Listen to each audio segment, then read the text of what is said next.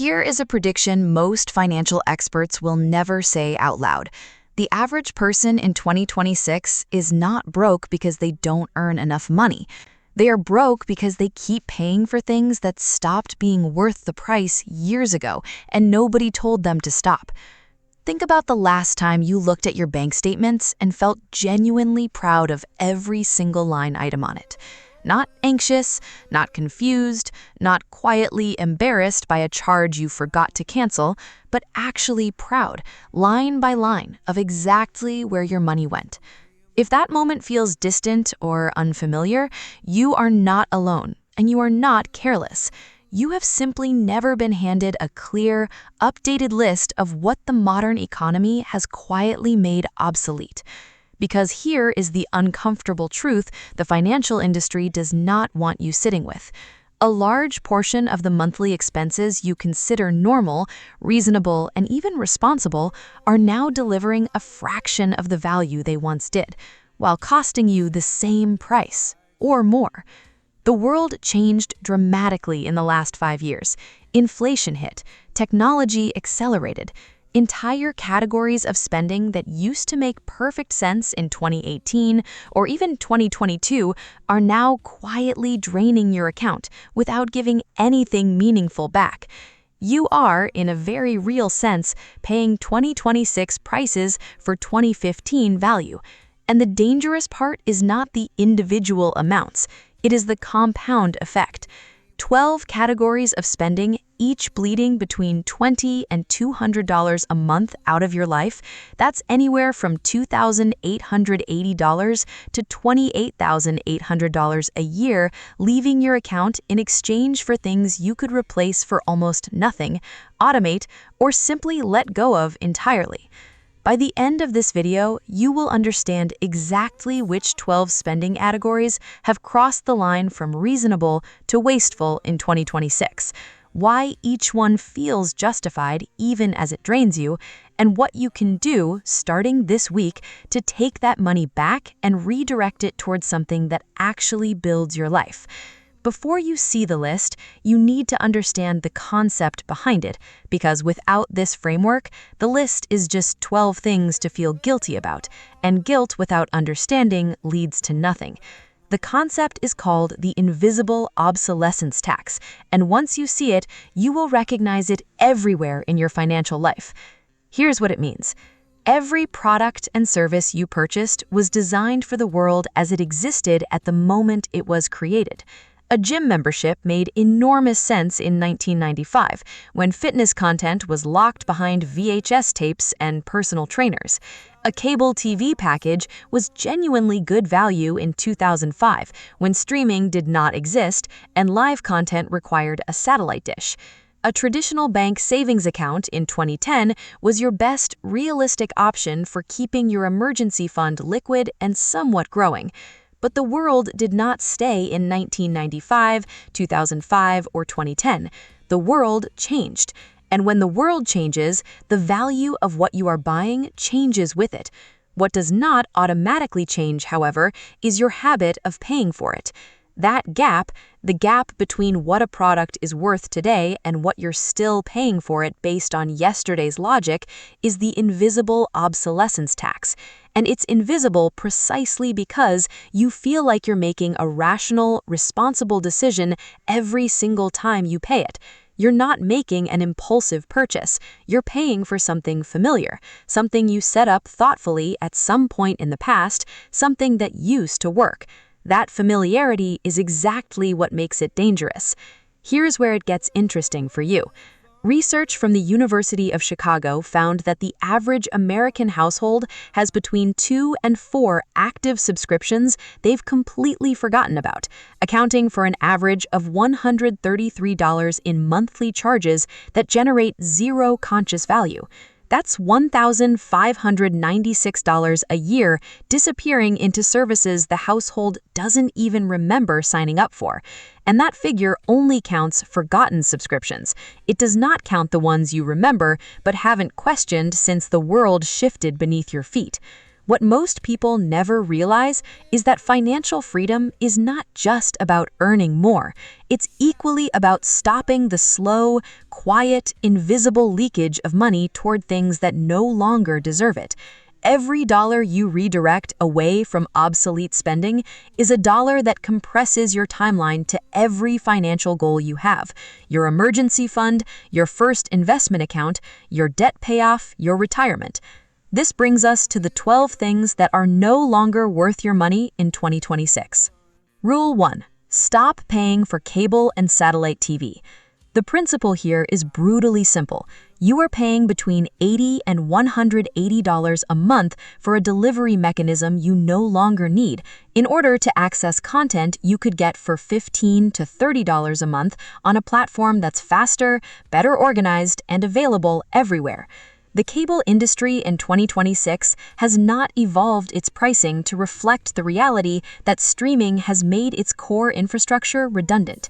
What you're paying for, in large part, is the overhead of a legacy system: the transmission towers, the cable boxes, the channel bundles filled with 60 channels you'll never watch, and the companies behind it are counting on your inertia to keep that revenue flowing. The average cable or satellite bill in the United States in 2026 sits at approximately $127 per month.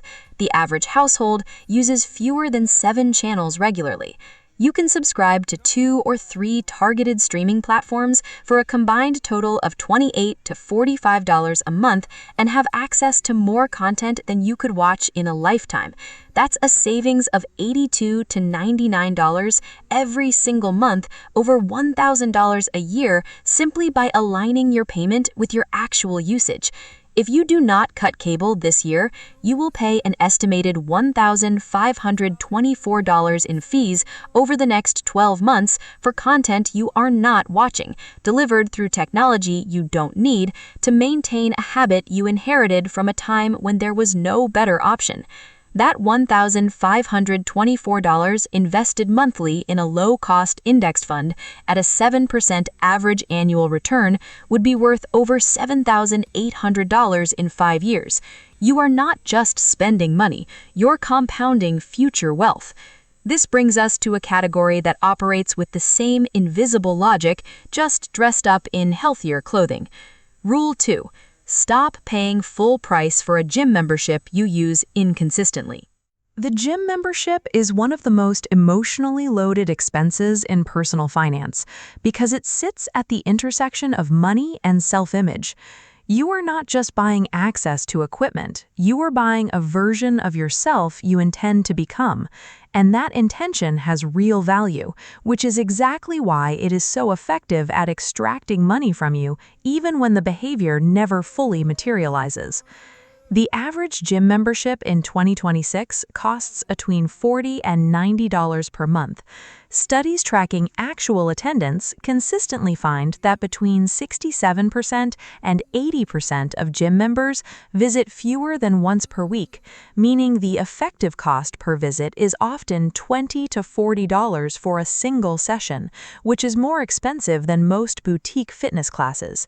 Meanwhile, the quality of free and low-cost fitness resources in 2026 is genuinely extraordinary. YouTube fitness channels, free running apps, resistance band training, and bodyweight programs have eliminated the barrier that used to make a gym necessary for effective exercise. If you are visiting your gym 3 or more times per week, you are getting exceptional value and you should keep the membership. But if your visits are sporadic or driven more by guilt than by habit, you are paying $600 to $1,080 a year for equipment you rarely touch. That money, redirected to a $15 per month fitness app, a one-time resistance band set for $45, and a free program, gives you equivalent or better results at roughly 85% lower cost. But here's what makes this rule different for you. It's not about eliminating fitness spending, it's about paying for what you actually do, not what you intend to do. Intention is not a service, and it should not be priced like one. Rule 3. Stop paying for brand name medications when generics are identical.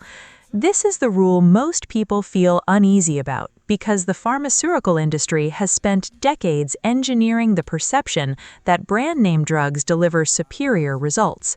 They do not.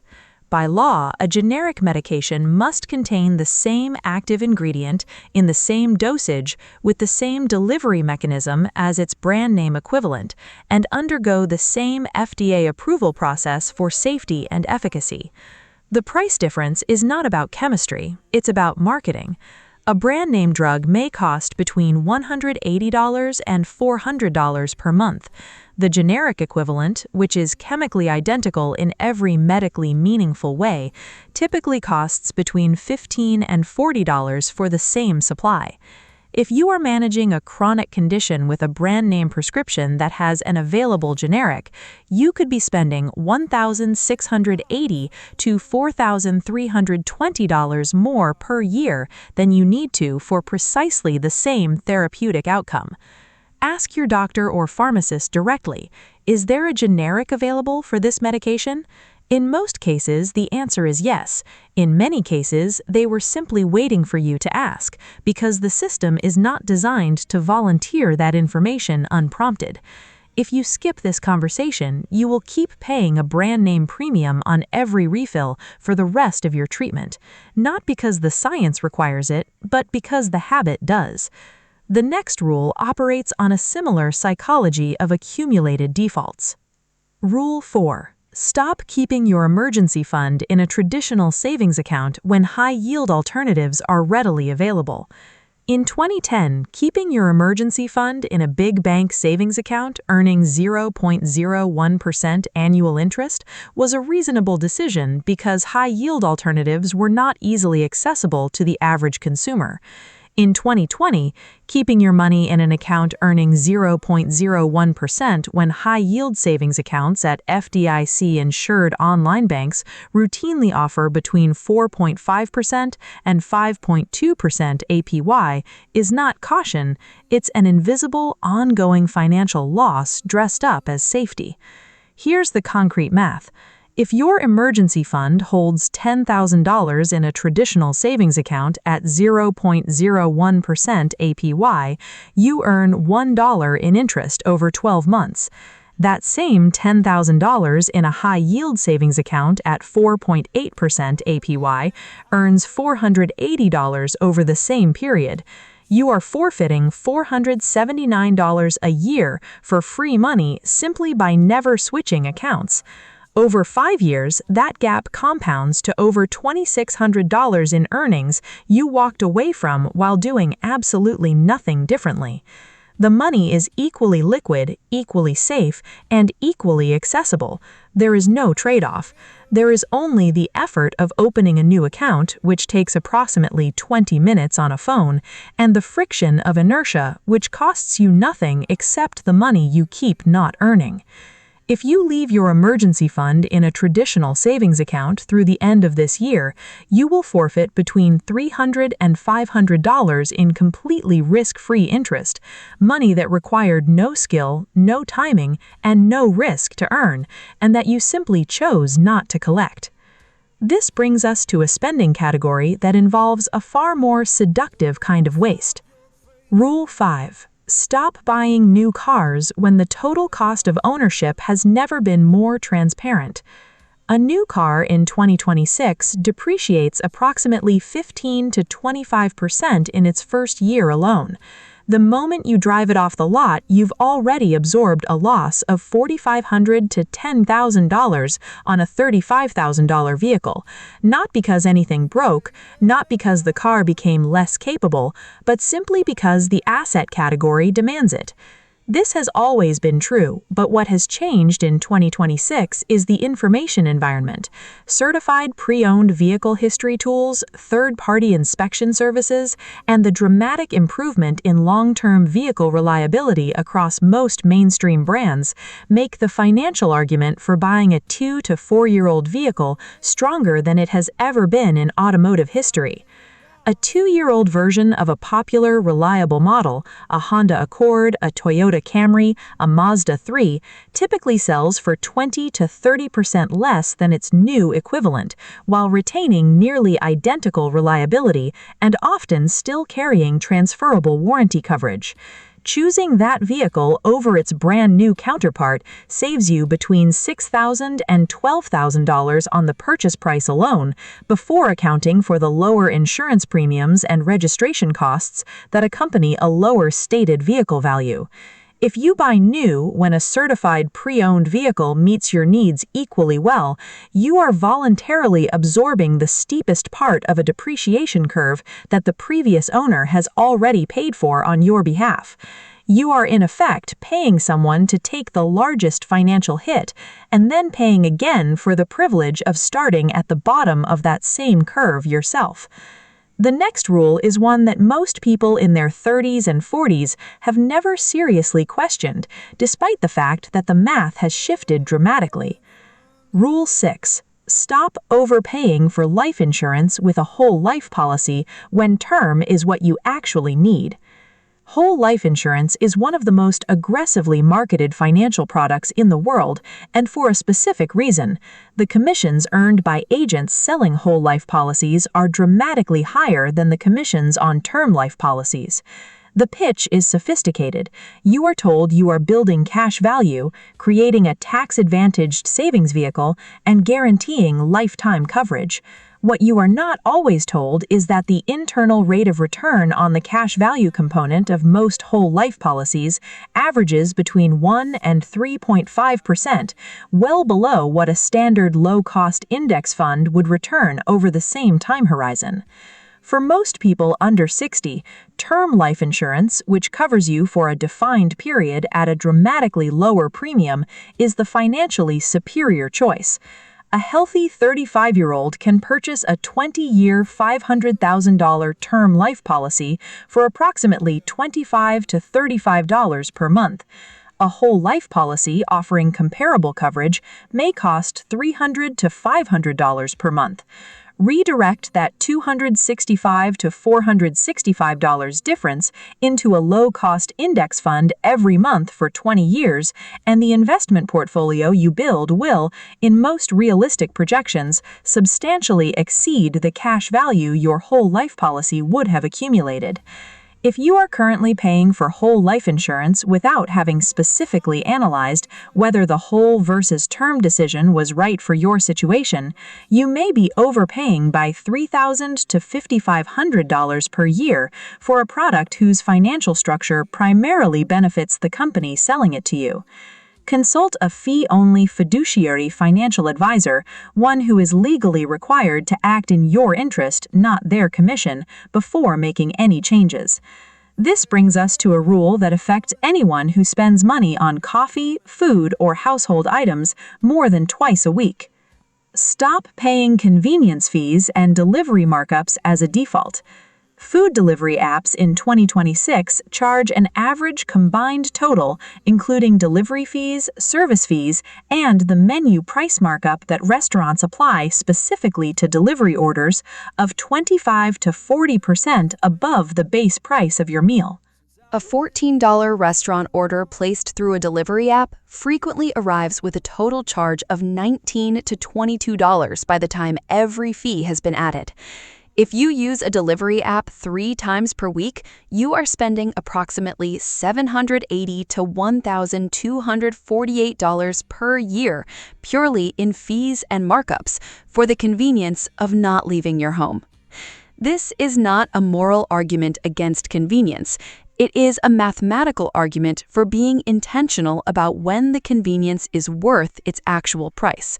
Picking up your order directly from the same restaurant eliminates delivery fees entirely and usually eliminates the menu markup as well, reducing your cost by 20 to 35% per order. Cooking 4 meals a week you currently order in at an average savings of $10 per meal redirects $2,080 per year back into your control. The more powerful point is this: convenience fees are a form of tax you pay every time urgency or low energy overrides a simple decision. You are not paying for food. You are paying for a decision you did not feel like making. Building the habit of batch cooking 2 days per week and picking up orders when delivery fees exceed a personal threshold, say 20% of the order total, gives you the convenience you actually value at the fraction of the price you currently pay for all of it. But here's what makes this rule different for you. The delivery app is not the problem. The absence of a policy is the problem. The next rule applies the same logic to a category most people have never thought of as a place where policies matter. Rule 8. Stop renewing extended warranties on consumer electronics. Extended warranties on consumer electronics are among the highest margin products in the retail industry. When a store associate offers you the $150 protection plan on a $400 television, they are offering you a product whose actuarial probability of ever being used, meaning the device actually fails within the coverage window in a way that is covered by the warranty terms, is between 12 and 18%, based on industry claims data. The retailer knows this.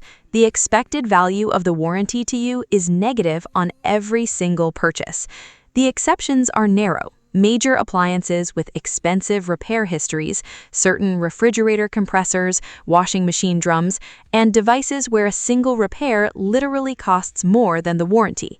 For laptops, smartphones, tablets, televisions, and most small appliances, the warranty is a bet where the house has already done the math and structured the product to win.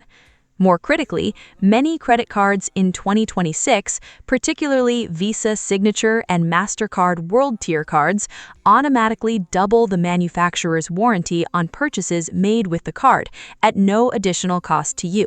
If you are paying for extended warranties on electronics purchased with a qualifying credit card, you are paying for coverage you already own for free. Check your card's benefits documentation this week and confirm what warranty protections you already have. If you purchase 2 to 4 consumer electronics per year at an average extended warranty cost of $60 to $150 each, eliminating this habit saves you between $120 and $600 annually for coverage that, statistically, you were unlikely to use in the first place. This connects directly to our next rule, which involves a cost most households carry invisibly every month. Rule 9. Stop paying for overlapping streaming subscriptions simultaneously. The average American household in 2026 subscribes to 4.5 streaming services at a combined monthly cost of between $62 and $95. Research from Deloitte's 2025 Digital Media Trends Report found that most households actively watch a maximum of 2 services in any given month, meaning 2 to 3 subscriptions are running silently in the background, generating charges every 30 days for content the household is not consuming. The solution is not permanent cancellation of everything you enjoy, it is rotation. You can watch every season of a series on one platform in a single month, cancel that subscription, activate a second platform for the following month's content, and maintain a rolling schedule that keeps your total monthly streaming cost below $20 to $30 while giving you access to essentially all the content you actually watch across platforms. If you maintain 4 active streaming subscriptions year-round without rotating, you spend approximately $744 to $1,140 per year on streaming. A rotation strategy covering 3 platforms per year at their standard monthly rates costs approximately $180 to $270, a difference of $564 to $870 for the exact same content, accessed at a slightly different pace. The streaming industry's entire retention model is built on the assumption that you will not do this math. Prove them wrong. This brings us to a rule that has become more urgent in 2026 than at any previous point in the last 2 decades. Rule 10. Stop holding idle cash in low-return assets while inflation compounds against you. Inflation in 2026 is running at approximately 3.1% annually. If you are holding $20,000 in cash or cash equivalents, earning less than 1% in a checking account buffer, under a mattress, metaphorically, or in a traditional money market, you are losing approximately $420 per year in real purchasing power. Not in a dramatic, visible way, in a quiet, invisible way, where each dollar in that account buys slightly less every 12 months until the gap between what you have and what you need has grown in ways that feel sudden but were actually perfectly predictable. Every dollar you hold in an account earning 0.5% while inflation runs at 3.1% is declining in value at a rate of 2.6% per year. On $20,000, that's a $520 annual loss you never see on a statement because it manifests as purchasing power erosion rather than account balance reduction. On $50,000, that invisible loss exceeds $1,300 per year. In 2026, options for deploying idle cash productively, treasury bills, I-bonds, high-yield savings accounts, money market funds at brokerage firms are more accessible, better yielding, and more liquid than at almost any point in recent financial history. There is no reasonable justification for holding significant cash balances in accounts that yield below the inflation rate when equally safe, equally liquid alternatives exist at 2 to 4 times the return. If you leave $20,000 sitting in a near-zero yield account for the next 3 years while inflation runs at its current pace, you will lose approximately $1,560 in real purchasing power, silently, invisibly, on a schedule that never announces itself. This connects directly to the philosophy embedded in our next rule. Rule 11. Stop paying for professional services you can now complete in 20 to 30 minutes. Tax preparation for a straightforward return, W-2 income, standard deduction, no business ownership, no rental properties, no complex investment activity costs between $150 and $400 when completed by a professional tax preparer. The IRS Free File program, available to households earning under $79,000, provides entirely free guided tax preparation software capable of completing the same return in 20 to 35 minutes with zero cost. For households above that threshold, low-cost software options like Free Tax USA complete standard federal returns for under $15.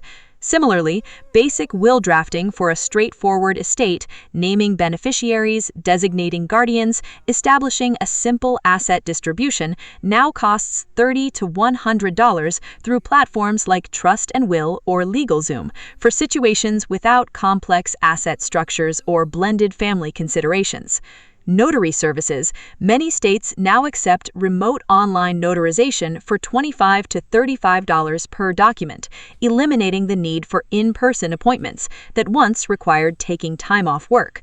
Resume writing, graphic design for personal projects, basic legal document review, the landscape of professional services that technology has made self-serviceable in 2026 is significantly wider than it was in 2020, and the cost gap between professional and DIY has never been larger. If you paid a preparer for your last 3 tax returns at $200 each, you spent $600 on a service the government offers for free for your income and filing situation. That $600 is simply gone, not invested, not growing, not working towards anything. The final rule in this list is the one most people resist the hardest because it touches something that feels personal. Stop spending on social spending you do not actually enjoy. There is a category of spending that does not appear on any standard list of financial waste, and it is responsible for some of the most significant and least examined money leakage in adult financial life. Spending money on social obligations you attend out of obligation rather than genuine desire. The birthday dinners at expensive restaurants where you do not know most of the guests. The destination bachelorette parties where the flights and hotel rooms alone cost $800 before a single activity begins. The rounds of drinks you buy at bars you did not choose to maintain a social image you have not consciously decided is worth the price. A study from Ramsey Solutions found that 54% of Americans spend money on social events they do not want to attend, with the average annual cost of obligation-driven social spending estimated at $660 per person, and significantly higher for adults in their late 20s and 30s, where social spending peaks. The financial impact is real and quantifiable, but the more important impact is the opportunity cost to your time and your sense of agency over your own life. Every dollar spent maintaining a social persona you did not consciously choose is a dollar withdrawn from a version of your life you actually want to build. This is not permission to become a recluse. It is permission to apply the same intentionality to your social spending that you would apply to any other category. Asking not, "Am I expected to go?" but, "Do I actually want this, and is it worth the price?" If you continue spending $660 per year on social obligations you resent attending, you will spend $6,600 over the next decade on experiences you did not want in exchange for a social approval you would not have lost by declining gracefully and honestly. The distance between knowing this and living it is not information. You now have the information. The distance is action, taken at the right scale, in the right sequence, at the right time. Here is exactly what you do next. This week, you open every recurring charge on your bank and credit card statement from the last 90 days and mark each one with a single honest assessment. I use this regularly and value it. I use this occasionally and it may be worth reviewing. Or, I am not sure what this is. Do not cancel anything yet. Do not judge yourself for what you find. Just complete the audit with complete honesty, because you cannot make accurate decisions about spending you have not clearly seen. The discomfort of seeing every charge clearly is the exact discomfort your bank relies on you to avoid. This month, you take the 3 highest cost categories from this list that apply to your specific financial life and make one concrete change in each. Cancel the cable package and replace it with 2 streaming services.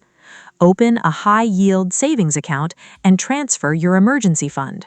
Call your insurance provider and ask for term versus whole life comparison in writing. You do not need to optimize everything at once. 3 changes, executed completely, deliver more financial impact than 12 changes executed poorly. The goal this month is completion, not perfection. This quarter, you build a simple subscription and recurring charge audit into your calendar as a recurring quarterly task. Set a 60-minute block every 3 months specifically for reviewing every subscription, comparing what you pay against what you use, and rotating streaming services according to your viewing schedule. Most financial erosion is not dramatic, it is recurring and unexamined. A quarterly audit turns an invisible leak into a visible, manageable system you control, rather than one that controls your account. This year, you define a specific financial target that the redirected money from these 12 categories is working toward. Not a vague goal of spending less or saving more, a number attached to a purpose with a timeline. $8,400 redirected from obsolete spending this year, directed entirely toward a 6-month emergency fund by December 31st. Or the $1,200 I was wasting on streaming and cable overlap goes directly into my investment account as automatic monthly contributions. Give the money a destination before you free it, because money without a destination fills the same invisible holes it came from. At the beginning of this video, you heard a prediction. The average person in 2026 is not broke because they don't earn enough. They're broke because they keep paying for things that stopped being worth the price years ago, and nobody told them to stop. You have now seen the evidence behind that claim across 12 specific categories. Not in the abstract, in dollars, in timelines, in compounding costs that your bank statement does not organize helpfully and that no one in the financial services industry profits from making visible to you. Here is the choice in front of you right now, and it's a real one.